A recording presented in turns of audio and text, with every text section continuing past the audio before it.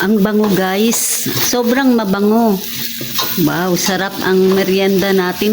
Simpleng merienda na pwede palang pasarapin. I-off na natin.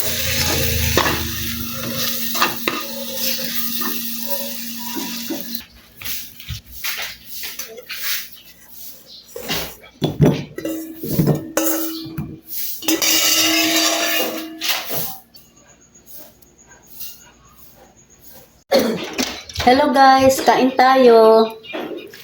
Masarap merienda natin. Mura lang siya, pero parang ginawang espesyal.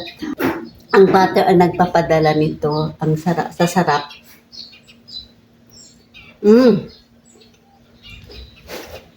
Sarap guys. Ang bango pa. Ang bango ng butter. Kahit pala simple, pag ginawa natin ng paraan, naging espesyal yung merienda natin. Kain tayo. Sarap. Ang sarap. Gustong gusto ko.